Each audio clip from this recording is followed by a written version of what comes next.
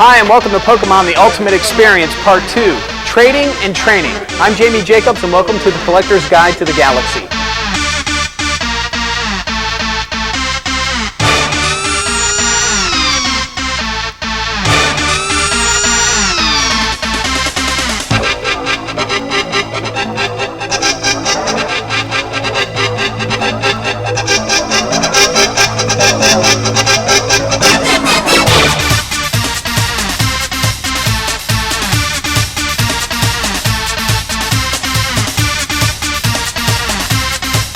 Today we're going to talk to some kids about their secret trading techniques, so hopefully I don't get burned. And we're going to talk to Storm, a Pokemon master, about, well, his techniques in training. And if I'm lucky, I'm going to get to go against him head to head. Storm versus Jamie. Storm versus Jamie? I got to come up with a better name. Storm versus Leopard Boy.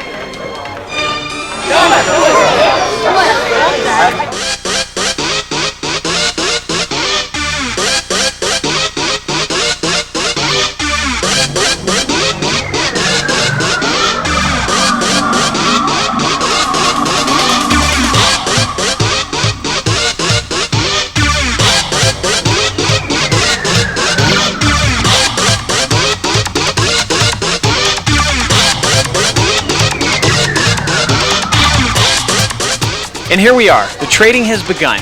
Actually, the mayhem has begun. If you think the New York Stock Exchange is crazy, check this out. As a matter of fact, I'm lucky enough to have... That's right. I got my own set, and I'm going in. Never mind them.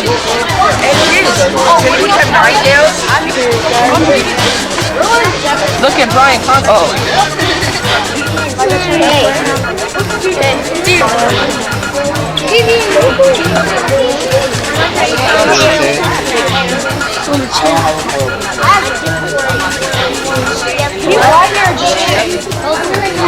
I have a feeling there's something good in here, so I want to start some trading. Does anybody want to trade? Huh? Okay, all right. Well, anyway, now hold on a second. I'm gonna open this up right now in front of all you guys, but I'm gonna hold one just in case. Hold on.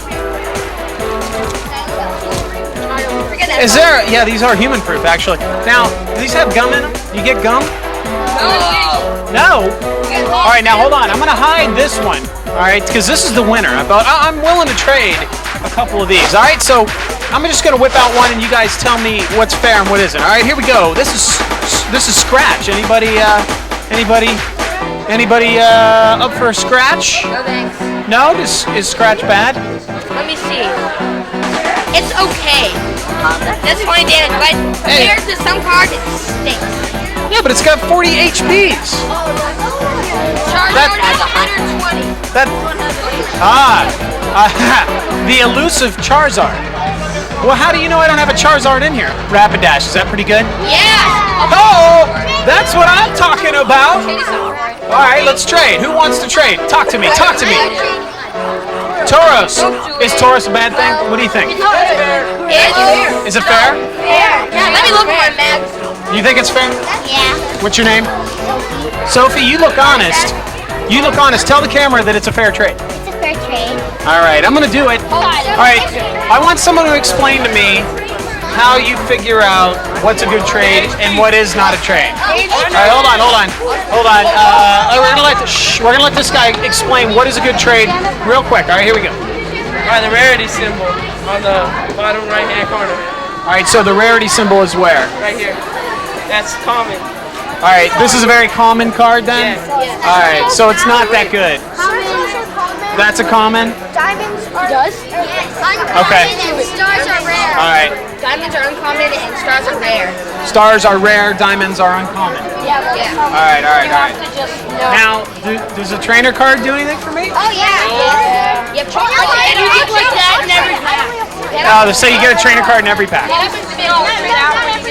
All right. You want to trade a trainer card for that? Is you think that's pretty fair, you guys? Yeah. How come I feel there's a conspiracy happening here, and I'm gonna walk away with it? All right, it's fair. All right, it's fair. Now, hold on, we gotta shake again. Let's do the Pokemon shake, something like that. All right, so let's move on. Tauros, how are we? Okay. Now, hold on. Show the camera right on. Now, I'm gonna ask Kim. All right, I'm gonna ask Kim. Is this? Do you think this is a fair trade? A Tauros for a Rhydon? Yes, it is. Very good trade. All right. Let me see the card. Yeah, it's a trade. All right, this is a fair trade. I'm gonna do it. But we have to do the Pokemon thing. Yeah, okay. Cool, man. Yeah. All right. Yeah.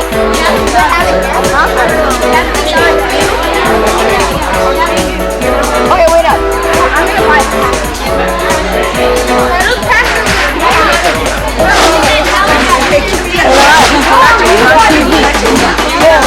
up there. Oh, it's that one. That's cool. See anything? All right, so we're in the middle of it all, and we have an innocent bystander, and I'm guessing you have a young adult here that's the trading. Children are here in the middle of it all, so I'm just waiting out the time. Now, is this an every Wednesday situation? We've been here twice, so it's about twice in the last 6 weeks. Have you got into the trading wars at all? I have no idea what they're doing. You and me both. Okay, I'm gonna. You started with you're getting off real good here. We started with 5 little cards, ended up with 30. I'm doing good? All right. Okay, I like her. The key to this game, am I wrong or right, is to get as many cards as you can? You could get. Well, if you have all bad cards, it wouldn't be good. So if I had a giant stack taller than me, it wouldn't matter. It's how good the cards are. Yeah, you can only play 60 cards in the game. All right, now you help me. Take a look at her cards. Tell me if it's worth trading anything. She got some good stuff? She doesn't have anything good? It's chop and energy, so that's pretty much all. So, what do you think? Should I do anything? That's a foil card for a mid-chop and energy. Probably not. But she's so darn cute, isn't she? I mean, Yes, she is. No comment on that. No comment on that. she's so darn cute. I feel like I need to give her something. Me. If you have a chance. And what other foils do you have? What other foils do you have? Ninetales. Whoa, what's that? I'm trading Flareon. Yes.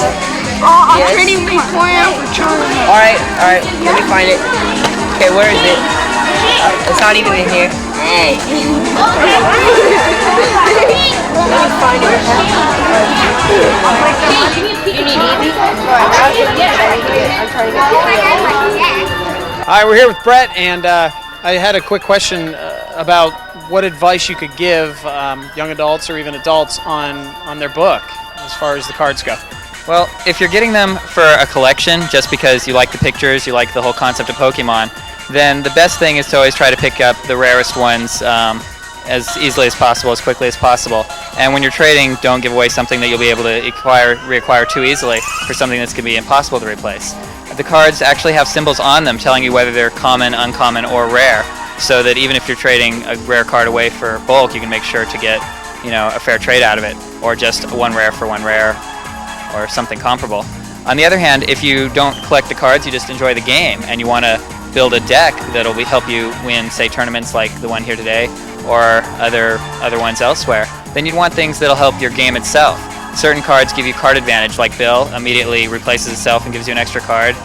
There's another one called Professor Oak, which will refill your entire hand. Both of those will help you get through your deck to the cards you need quickly, so you can get to your big, strong Pokemon that will eventually win the game for you. Okay, so there you have it. Those are some tips on how to not only be a good collector, but a better trader as well. Okay, so thanks a lot, Brett. I really You're welcome. appreciate Thank you you. talking to us. Anytime. And good luck with the rest of the day. Thank you. All right. Have a good, wow, that's a fat book you got there. You got a lot there, huh? Yeah, a ton. Okay, so is there any other strategies I need to know about trading cards at all to help me along so I don't get hosed like I just did a few minutes back? I use a magazine that tells the prices. So would that be considered, I don't know, inside information or cheating? No. It's just smart. Okay, good. If you don't get a foil for a foil, it's a bad trade. So this one's a foil? Yeah. Is a hologram and foil the same thing? Yeah. Okay, so there you go. Foil, shiny back, whatever. Okay, so those are three names that they're kind of all the same. How long you been trading? Couple months. Have you had any good trades today? One. You've had one good trade? What was it? Yen card for a Hypno. So that's a pretty good trade. Did the other guy make out okay too, or what? Yeah. Oh, hey, how you doing? Got any good trades today? Yeah, I almost got him this close, but I traded this kid 3 rares for one of my Zapdoses. I got a good trade. Okay, could you elaborate on the whole rare thing in a Zapdos or whatever? Sure. The rare symbol means it's hard to find in a pack, and if you get it, you're pretty lucky. And the Zapdos, it's one of the 3 legendary mystic birds, and it's pretty hard to get. I had to buy it here from Collector's Galaxy, and I got a pretty good deal off it. I traded him for a Raichu, Jolteon, and Victory Bell, so I got a pretty good trade. Okay, and so have you ever done a trade here where you just totally lost your head and later on figured out that you made the biggest mistake of your life? Yeah, I traded my Charizard away for like these 2 foils, and then I wish I hadn't done it because I had the whole American set, and I was like, and it took me like 2 months to get the whole thing. I was pretty depressed. Did you seek counseling or any help of any sort? No, I looked in myself for counseling, and I eventually got over it because I got another Charizard in Japanese. Now I'm giving up the whole American thing, just going for the Japanese. Finding strength from within. Thank you, sir. Good luck today. Okay. Once where I traded about like 18 cards for one Blastoise, which is a really good card. Then I traded back to my friend because I realized that Blastoise was a very good card. Well, the best Pokemon trade I ever did was probably when I got Kangaskhan. Because Kangaskhan is the cheapest Pokemon you can get. And he's the easiest card you can use. So you do is flip a coin 4 times and it's Comet Punch. And you can literally kill every single Pokemon. Except for the Charizard. Want a Nidoqueen? Want a Nidoqueen for your Poliwrath? Hey, do you have Canada? Yeah, I used to have a champion, but I traded it. Yes, you do.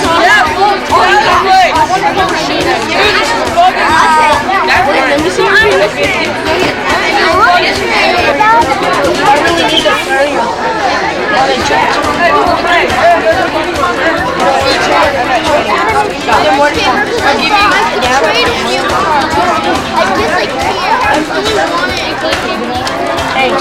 Ryan, there you are.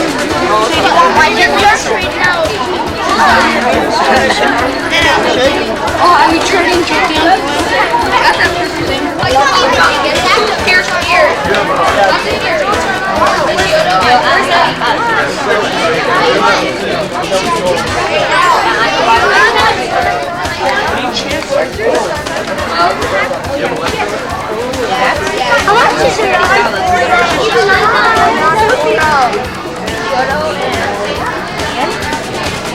and a Jolteon card.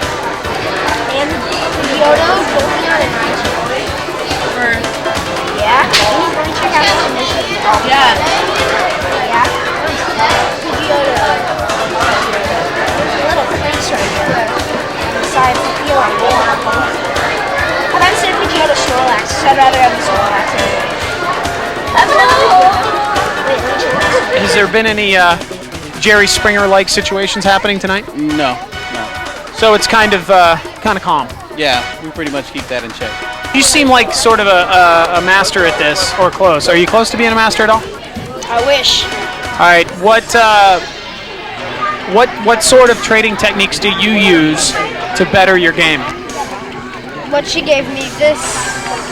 Are you talking about when I'm playing somebody with the cards, or am I trading? I'm talking when you're in the trenches, when it's full on, when the other person's looking at you, sneering, and you guys are going head to head.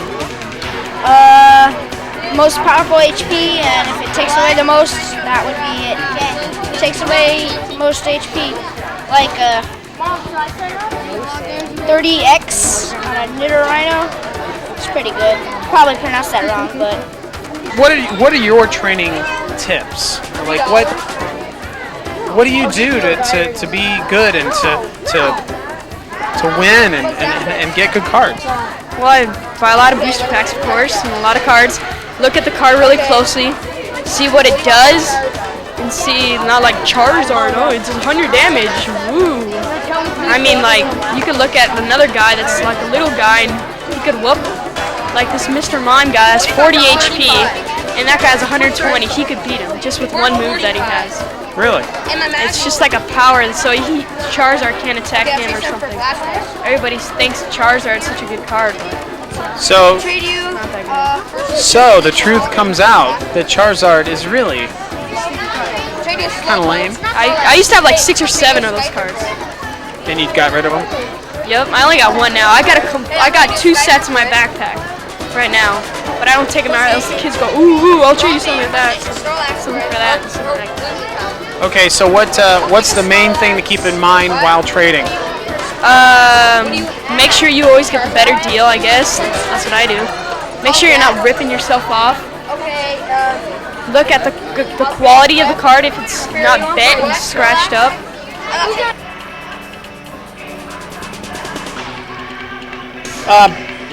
Would anybody like to buy some Star Wars stuff? I mean, we got Jar Jar Binks or a Naboo pistol. So I heard this vicious rumor that Pikachu kicked your butt. Is that true? You know, it was called the Phantom Menace, and well, there's not even a Phantom in here. Go over there to the excitement. Bye. I'm standing here with Storm, the Pokemon Master, and rumor has it that you were kind of looking in on some of my trading. Yeah, I was taking a peek. Okay, I started with the Jungle Booster. What? And check it out. Look how I did. Well, I gotta see the cards before I can tell you how well you did. Sometimes it doesn't matter how many cards you get, it depends on what you get. Oh, you mean so if I have a whole bunch, it doesn't matter? Or it could not matter? Yeah, it could not matter. It just depends on the quality of the card and what cards you actually have. Well, I'm going to go ahead and hand them over to you. And you just give me a little synopsis of how I did, okay? All right, here we go. Take a look at them here. Let's see. Pikachu is common. Eevee, it's okay. Let's see. Mankey, he's alright. You got a lot of those. You got a lot of duplicates.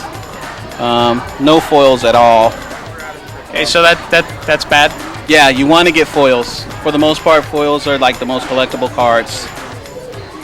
You know, I could swear I had some of those at one point. Yeah, you did, and you gave them away pretty easily too. Oh, you saw that? Yeah. You got to watch out. Some kids will take advantage of you. They'll tell you they don't really want it, and then you'll sell it for cheaper. So, like when they were all gathered around me and saying, "Oh, do it, I shouldn't have." Yeah, you should have kept on to it. Probably could have got a better card out of it. For the most part, your best card is probably Taurus. Okay, so my best card is Taurus. Yeah.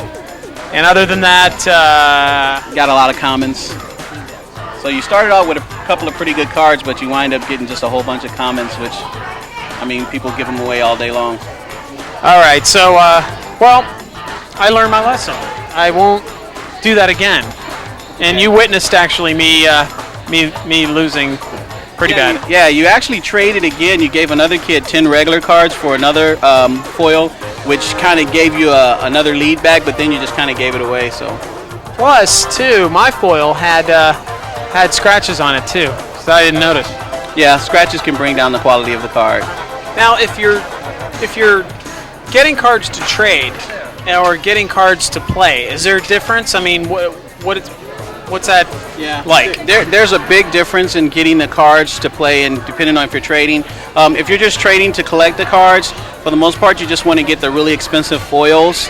But if you're trading to build a deck or something like that, sometimes it's okay to get duplicates of commons and stuff like that, because your cheapest cards are your basic Pokemon, and if you're building a deck and you're learning how to play the game, you need a lot of those.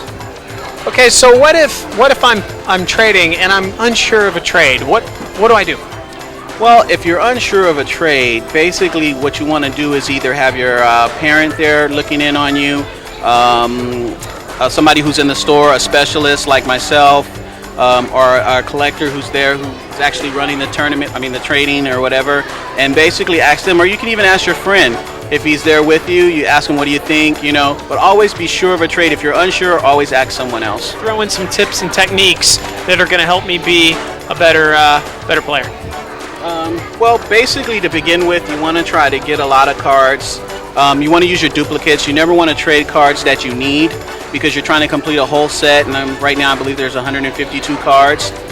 So what you do is you get the duplicates that you don't need, and you trade for some of the cards that you do need.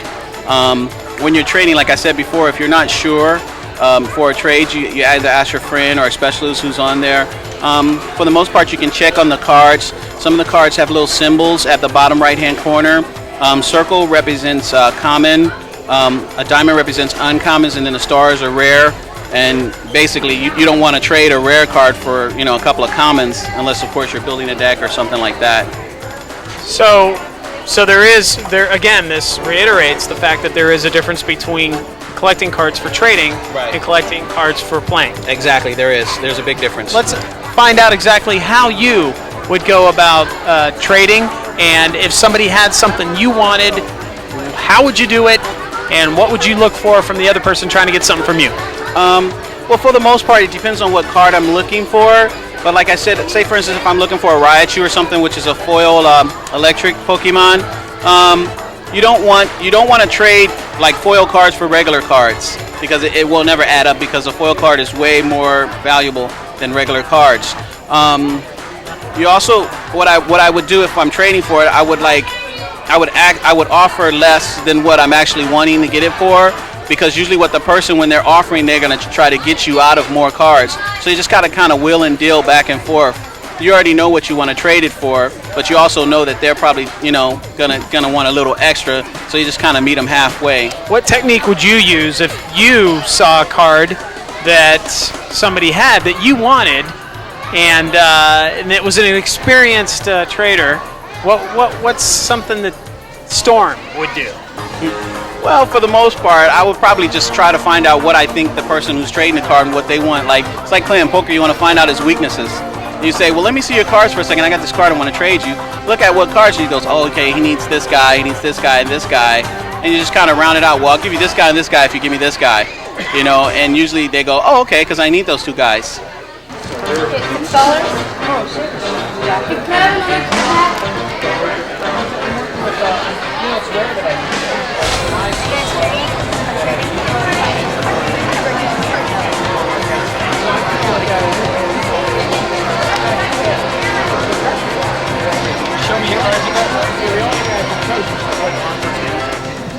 Now remember, if somebody asks to take a Pikachu, say no, because you need this card.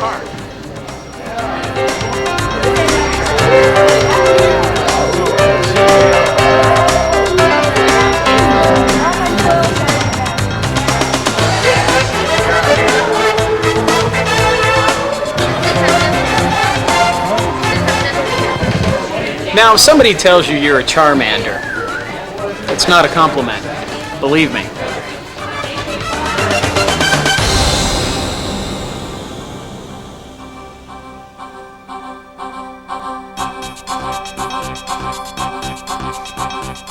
Basically, Pokemon consist of 7 different colors, 7 different elements. These elements come in Pokemons as well as energy. You have your colorless energy, you have your grass energy, you have your electric energy, you have fighting energy, you have fire energy, you have your water energy, and you have your psychic energy. Each one of these energies, like I said before, they have Pokemon that coincide with these energies. Like with electric, you have Pikachu, he's an electric Pokemon. You have Charmander, who is a fire Pokemon. You have Squirtle, who's a water Pokemon. Rattata, who's a colorless Pokemon. You have Mewtwo, who is a psychic Pokemon, and then Machop. Oops, wait, Machop, who is an energy Pokemon, and then I'm missing Grass. Just a second. And then there's Bulbasaur, who's a grass Pokemon. Each one of these Pokemon that you see in front of you are what we call basic Pokemons. Basically, what basic Pokemons are exactly what they are. They're the basic stage that comes out before you can evolve into anything else. I'll explain evolve later. The way you can tell that they're basic Pokemons, if you look up into the left-hand corner of the cards, you'll see right here it says basic Pokemon. Also, the way that you can tell what type of Pokemon they are is you see this little icon right here in the corner, which is a circle. In the middle of it, it has what element they are. Like Charmander has a flame, just like the fire energy does. Squirtle has a water inside a circle, just like the water energy does. This little symbol, these little numbers right here that has HP next to it, basically what this is the Pokemon's hit points. Some people call it health points, some people call it HP, some people call it hyper points. No matter what you call it, basically what it is Pokemon's lifespan. Basically what it is when he runs out of these hit points, he's knocked out, which means he can't fight anymore. Each Pokemon has different attacks. The attacks are right here under their picture, as you can see. Like with Charmander's Scratch, with this emblem right here, he does Scratch for 10. Now this circle right here that's colorless, like this energy down here, that doesn't mean that he needs this specific energy in order to do this attack. Basically what this means is that he can use any color energy attached to him in order to do this attack. Okay, now keep in mind everything that I explained to you guys, you might not kind of understand it right now because it's just words and it's explaining how the cards demonstrate and how they work. But for the most part, once I show you the demo game and we go through the steps, you guys will see that it's pretty easy to catch on. Okay, he does an attack for 10, and basically this is the damage that he does to another Pokemon when he does the Scratch attack. Some attacks require more energy than one, like his only require one. His require one, but it has to be a fighting energy. Like Machop, he does a low kick for 20, but he has to have a fighting energy attached to him. But he only needs one, and for every circle icon that's next to that attack, that's one more energy card that he needs attached to him. Like Bulbasaur's attack, he does Leech Seed, and he needs 2 grass energy attached to him in order to do this attack. Once he does this attack for 20 to the defending Pokemon, he heals himself for 1 counter. Each counter represents 10, so basically he heals himself for 10 points of damage every time he uses an attack. So if he's damaged for 10 points of damage and then he does his attack, it heals him back up completely. Then what you have, after attacks, you have what they call weaknesses. Most Pokemon have weaknesses, some of them don't have weaknesses. Basically what the weakness does is any damage that a Pokemon takes from that specific weakness that he's weak against, he takes double. Say for instance like Charmander, he's weak against water. That means if Squirtle here, because he's a water Pokemon, he attacks Charmander, Charmander would take double. So if he hits him for 10, he would take 20. Then you have what you call resistance. These particular Pokemons don't have resistances, but this one does. Rattata, he has resistance. Basically what he's resistance against is psychic. You see the little circle is purple and it has a little icon like this energy. That means he's resistance against Mewtwo's attacks, but he's only resistance up to -30. What this means, if Mewtwo attacks him for 30 points of damage, it does how much? 0. Okay, but if he attacks him for 40, how much does it do? 10. Right, there you go. If he attacks him for 50, he only does 20, and so forth. So you subtract that. It's like he's immune to it, but only up to -30. These are basic Pokemons. Some of them evolve into bigger Pokemon. They're the same Pokemon, they just get a little bit bigger. I'm going to use a couple of them as an example, like like Squirtle. He turns into War Turtle. He also turns into Blastoise, but right now we're just going to use the first stage as an example. He's the same Pokemon. The only difference is that his name changes and he gets bigger. He has more hit points. The way you can tell what card he attaches to, because it has a little picture of Squirtle and also says up at the top that he evolves from Squirtle. So it tells you exactly what you need to do with the card when you get it in your hand. So if you're not sure, just read the text and it'll tell you exactly what you need to do. Then they have what they call the second stage. So far, this is the highest stage that Pokemons evolve into. It's stage number 2. At this point, the Pokemon's at his max, pretty much as he can get. He has more hit points, like with Machamp, he has 100.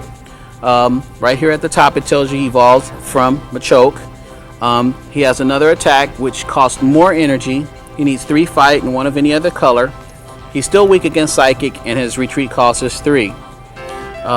He does more damage, which means he does 60 instead of 20, which he was doing when he was Machop. Also, second stage Pokemon get second stage Pokemons get what they call a Pokemon power.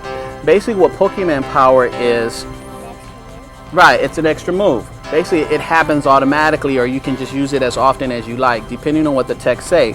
Like with Machamp, basically what his Pokemon does is it does damage to the other person's Pokemon for attacking him, because he's like a big rock, so he gets really big and really hard. So if, say for instance, if Charmander, bless you, so say for instance if Charmander tried to scratch him, he would take 10 damage just for scratching him. He would hurt his hand because he's so hard. You understand what I'm saying? Okay. When you can evolve a Pokemon, you only want to evolve it when you have enough energy to be able to attack with him. Unless, of course, you're going to use him for a big wall, because that's what he becomes. Say, for instance, if you evolve Machamp all the way to stage 2 and he doesn't have the four energy he needs in order to attack, he just becomes a big wall. And he just, the opponent's just hitting him until you knock him out. So what you do is you wait till you have enough energy. That way, once you evolve him, he's ready. He still can attack. He can still put the smash down. And then you have what you call trainers. Basically, what trainers do is they help you defend your Pokemon. There's different kind of trainers. I'm just going to go over a few so you guys can get an overview of how they work. There's trainers like Switch. Basically, what Switch allows you to do is it allows you to switch your Pokemon without having to use the retreat cost. Remember I explained to you sometimes you have to discard energy in order to run away? Basically what this is kind of like a Pokeball. It's like instead of the Pokemon actively running away himself, you use the Pokemon to bring him back. So it's free. You don't use any energy up doing that. There's trainers which are called like energy removals.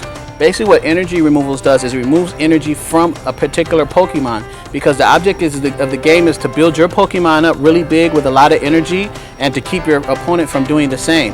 As long as his Pokemon don't have any energy and they're weak, you can knock them out quicker, because the more energy they get, the more they can evolve them, the quicker they can evolve them, and nobody wants to fight against a big Pokemon. There's Gust of Wind. Basically, Gust of Wind is the same thing as Switch, except you use it against your opponent. Because sometimes what will happen is your opponent will have a very big Pokemon that you can't take out with your regular Pokemon, and he has like weak Pokemon on the bench. That allows you to switch. So that way you can bring in the weak Pokemon that you can knock out really quick, and then you get a prize card. So it's like a tactical card, strategic card. Storm, can you only use one of these cards in a game?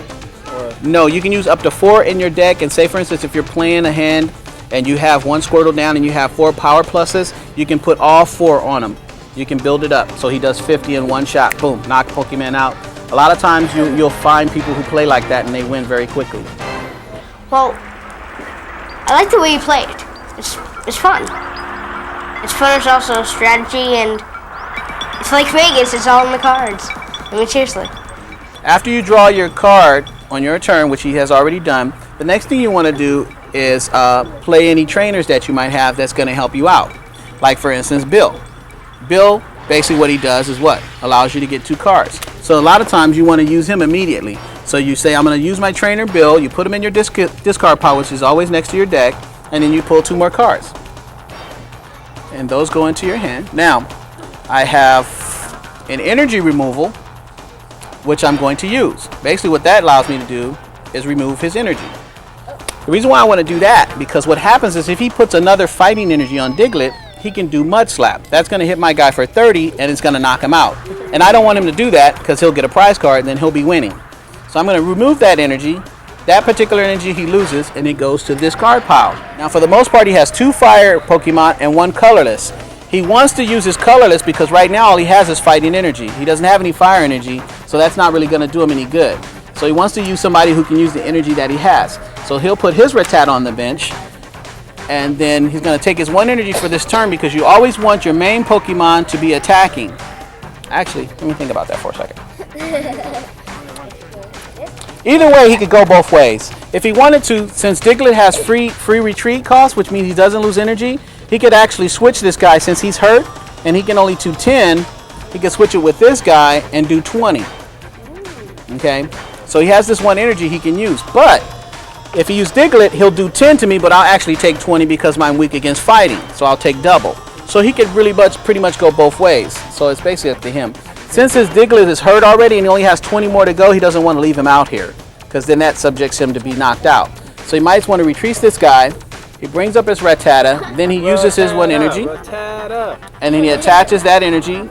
And like he only needs 1 energy to do bite, and since it's colorless circle, that means he can use any color energy, so he attaches to fighting. Okay? There's 3 ways you can lose or win in this game. If your opponent knocks all your Pokemon out, he wins.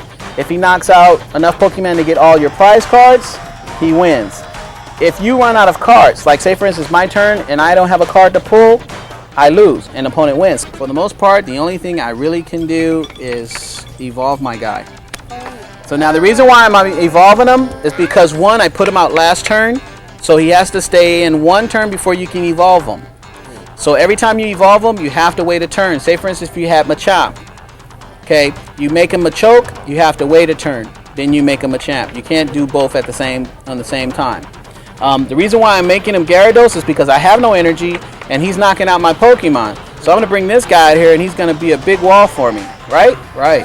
And another reason why I'm going to make him bigger, because right now he has all fighting Pokemon, right, on his bench. Gyarados resistance is fighting Pokemon.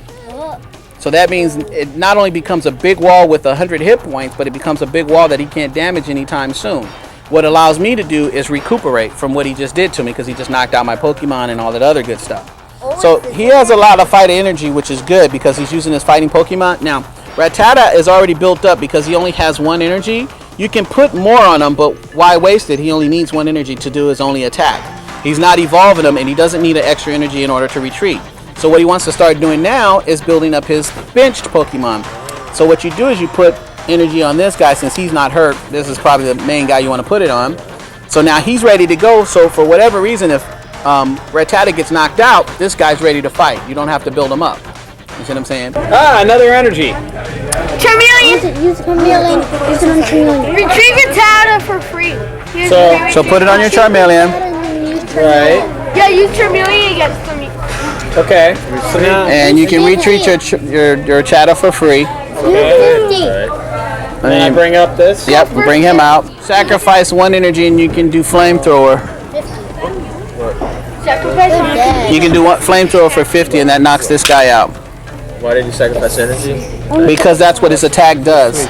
He's like a dragon. He has to suck his fire in and then he blows it out as an attack. All right. Which attack you want if he if he only wanted to scratch for 30, he could do that. But if you can knock a person's Pokemon out, 9 times out of 10 you want to use that. Okay. Okay. All right. Storm, thanks a lot. I appreciate problem. it. I learned a lot. Okay. And I'll see you again. Okay. I'll let these guys go. All right. So hopefully the terms Diglett, Drowsy, and Squirtle mean something more than just some crazy gibberish. They're Pokemon. I'm Jamie Jacobs, and on behalf of everyone here at Collector's Guide to the Galaxy, we hope you had fun and learned something. And remember, catch 'em all.